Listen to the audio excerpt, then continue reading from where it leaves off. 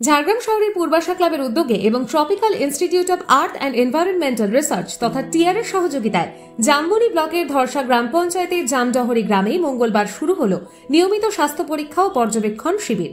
জামডহরির পাশাপাশি আশেপাশের 5টি গ্রাম ও ঝাড়খণ্ডের সীমান্তবর্তী 2টি গ্রাম মিলিয়ে প্রায় 490 জন গ্রামবাসী শিবিরে স্বাস্থ্য পরীক্ষা করাতে এসেছিলেন।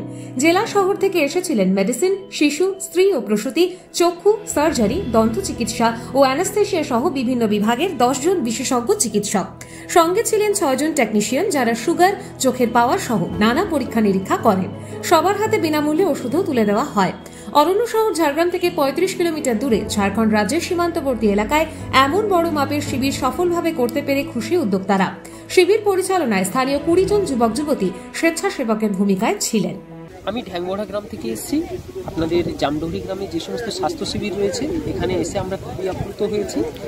এখানে ডাক্তারবাবুরা যথেষ্ট ভালোভাবে দেখছেন, ওনারা যতটা পারেন চেষ্টা করছেন মানুষের ডায়াগনোসিস করার জন্য, এবং তিনারা বলছেন যে সমস্ত ওষুধগুলো এখানে পাওয়া যাচ্ছে না আপনারা পরবর্তী সময়ে আমাদের সাথে যোগাযোগ করবেন, অবশ্যই আপনাদেরকে দেওয়া হবে।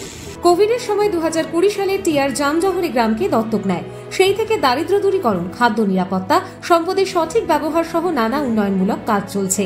2024 সালে 27 সেপ্টেম্বর গ্রামটি গ্রামীণ পর্যটন কেন্দ্র হিসেবেও পরিচিতি পায়। পূর্বাশা ক্লাবের কার্যকরী সভাপতি ও টিআর এর সম্পাদক অধ্যাপক প্রণব সাহু বলেন, মাত্র এটা একদিনের শিবির নয়, এটা নিয়মিত। এখানে যা কিছু সমস্যা হবে বা স্বাস্থ্যের যা কিছু হবে এটা নিয়মিতভাবে সারা বছর ধরে যে ঝাড়গ্রাম মেডিকেল কলেজের সঙ্গে সংযুক্ত করে এই ধরনের এই গ্রামের সমস্ত বা আশেপাশে এলাকায় প্রায় 450 থেকে 450 জন এই ধরনের এতে অংশ নিচ্ছে।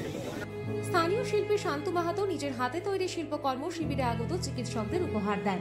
এমন অঞ্চলে মহিলাদের ডাক্তার দেখানোর সুযোগ কম। শিবিরকে কেন্দ্র করে অনেক মা-মেয়ে তাই এখানে স্বাস্থ্য পরীক্ষা করানোর সুযোগ পায়। ভবিষ্যতেও এমন শিবিরের আয়োজন জারি থাকবে বলেই আশাবাদী উদ্যোক্তারা।